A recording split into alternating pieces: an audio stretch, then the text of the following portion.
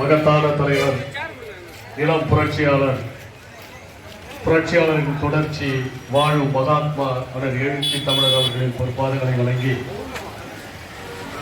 உச்ச நீதிமன்ற நீதிபதி PR கவாய் மீது காலணி வீசியதை கண்டித்தும் தலைவர் எழுச்சி தமிழர் அவர்களுக்கு ரிசர்ச் பாதுகாப்பு வழங்க கோரியும் நடைபெற்றுக் கொண்டிருக்கும் கண்டன ஆர்ப்பாட்டத்தின் தலைவர் அருமை தோழர் மாவட்ட செயலாளர் கதிரவணன் அவர்களே, இந்த கண்டன ஆர்ப்பாட்டத்தில் கலந்து கொண்டு தங்களின் கண்டனத்தை மத்திய அரசுக்கு கடுமையாக எடுத்துரைத்து சென்றுள்ள ஒன்றிய செயலாளர்களே, மாவட்ட அமைப்பாளர்களே, இறுதியாக மத்திய அரசுக்கு கடுமையான கண்டனத்தை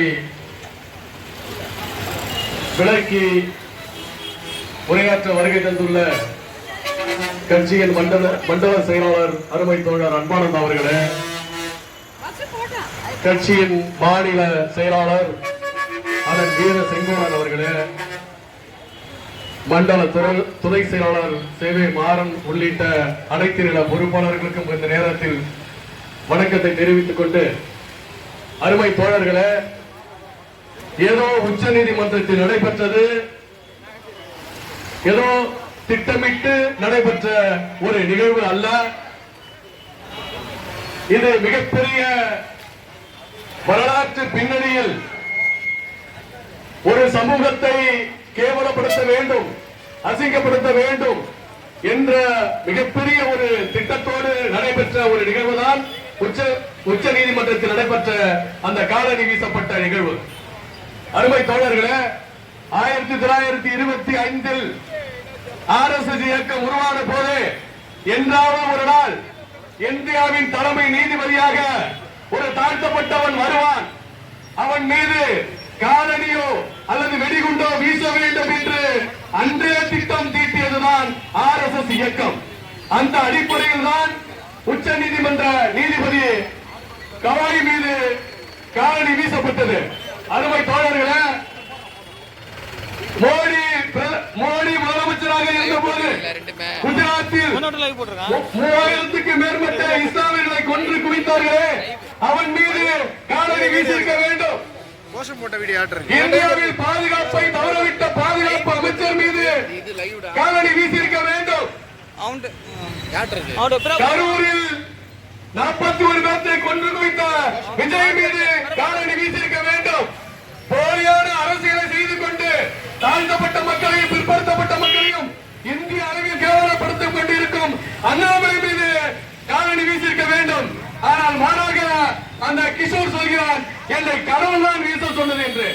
இல்லாத ஒரு பொருளை இருக்கும் அடையாளத்தோடு கூறும் RSS இயக்கம் தொடர்ந்து இந்தியாவில் தாழ்த்தப்பட்டவர்களையும் பிற்படுத்தப்பட்ட சமூகத்தையும் கேவலப்படுத்தி அசிங்கப்படுத்தும் நிலையை உருவாக்கி கொண்டிருக்கிறது. அருமை தோழர்களே, இந்தியாவிலேயே இந்திய அளவில் உரிக்க தெரிந்ததும் எரிக்க தந்ததும் ஒரே சமூகம் தாழ்த்தப்பட்ட சமூகம் தான். என்னது உரிக்க தெரிந்தது? மாடை தலைகீழாக கட்டி தொங்க விட்டு உரிக்கும் திறமை தாழ்த்தப்பட்டவருக்கு மட்டும்தான் இந்தியாவிலே இருக்கிறது. இது யாருக்கு பொருந்தும் தெரியுமா? HC ராஜாவுக்கு பொருந்தும். தமிழ்நாட்டில் உள்ள மலைகள் அனைத்தும் சிறுத்தைகளுக்கு சொந்தம். நீ கந்தன் மலைகள் அடித்தாலும் சரி, கடவுள் மலைகள் அடித்தாலும் சரி, தொங்க விட்டு உரிக்கும் காலம் விரைவில் விடுதலை சிறுத்தை கட்சி உன்னை உரிக்கும். HC ராஜாவை உரிக்கும். கண்ட இடத்தில் அடிப்போம். கண்ட இடத்தில் அடிக்கும் ஒரு நிலை உனக்கு உருவாகும். HC ராஜா அவர்களே, தலைவர் எழுச்சி தமிழையும் விடுதலை சிறுத்தை கட்சியும் ஒருமையில் நீ விமர்சித்தால் உன்னை கண்ட இடத்தில் தாக்கக்கூடிய சூழல் உருவாகும். அந்த மாதிரி எரிக்கிறது எங்கால விட்டு அடிச்சுக்க வேண்டியது. பெரட்டி போட்டு எரிப்பான். எரி வேண்டு வச்சுக்க, பெரட்டி போட்டு எரிப்பான். HC ராஜாவை ஒரு நாள் பெரட்டி போட்டு எரிக்கிற காலமும் வரும். இதை ஏன் குறிப்பிடுகிறேன் என்றால், இந்திய அளவில் மதத்தின் பெயராலும் சாதியின் பெயராலும் மக்களை பிளவுபடுத்தும் அயோக்கியரில் ஒருவன் HC ராஜா, அண்ணாமலை. இப்படி இவர்கள் எல்லாம் தொடர்ச்சியாகவே ஒரு சமூகம் தலைநிமிரக் கூடாது, குறிப்பாக தாழ்த்தப்பட்ட சமூகம் தலைநிமிரக் கூடாது என்பதில் ரொம்ப கவனமாக செயல்படுறான். தமிழ்நாட்டை எடுத்துங்க. தமிழ்நாட்டில் என்ன பண்றான்னா, தலைவர் எழுச்சி தமிழருக்கு எதிராக விமர்சனம் செய்யணும். அதுக்கு எல்லா சாதியிலும் இருந்து அந்த சாதிக்காரங்க உண்மையிலே பாவம் தான். அவங்க இந்த சனாதன சங்கிகள் பேச்சை கேட்டு வீணா போறாங்க. எல்லா சனாதன சங்கிகளும் என்ன பண்றாங்கன்னா தலைவருக்கு எதிராக யூடியூப் சேனல்லையோ இல்ல அவன் வச்சிருக்க ஏதாவது ஒரு செய்தி பேப்பர்லயும் போட்டு தலைவருக்கு எதிராகவும் தமிழக அரசுக்கு எதிராகவும் ஒரு செய்தியை பரப்பிட்டே வரான். இது எதற்காக? தலைவர் எழுச்சி தமிழர் அவர்கள் திராவிட முன்னேற்ற கழக கூட்டணியிலிருந்து வெளியேற வேண்டும். சங்கிகளின் நோக்கம், ஒற்றை நோக்கம் இதுதான். ஏன்னா அதிமுக இடம் காலியாக கிடக்கு, குடிசை கூட இல்ல, அங்க 2-3 குச்சி கூட கிடையாது, அங்க கொட்டாவே போட முடியாது, காலி மணக்கட்டு கூட இல்லைங்க. அப்படி இருக்க சூழல்ல திராவிட முன்னேற்ற கழகத்தை தமிழகத்தில் அரசியல் இருந்து வெளியேற்றி விட்டார் ரொம்ப ஈஸியா வந்து உட்கார்ந்துருவோம் பிஜேபிக்காரோட திட்டமே அதுதான். திராவிட முன்னேற்ற கழகத்தை எப்படியாவது தமிழ்நாட்டை விட்டு ஆட்சியை விட்டு விரட்ட வேண்டும். அப்படி விரட்டி விட்டால் ரொம்ப ஈஸியா தமிழகத்தில் வந்து ஆட்சி செய்யறதுக்கு உட்கார்ந்துருவான். இதான் அவருடைய நோக்கம்.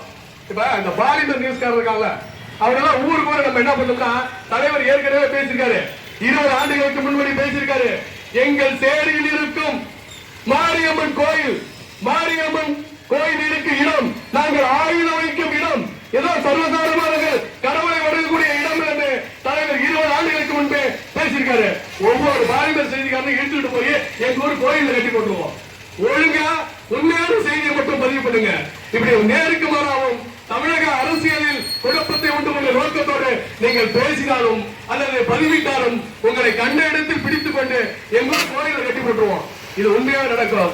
அருமை தோழர்களே, தமிழகத்தில் மிகப்பெரிய ஒரு கொலைவெறி ஆட்டத்தை கரூரில் நடத்திவிட்டு அமைதியாக உட்கார்ந்திருக்கான், ரொம்ப சர்வசாதாரணமா உட்கார்ந்திருக்கான்.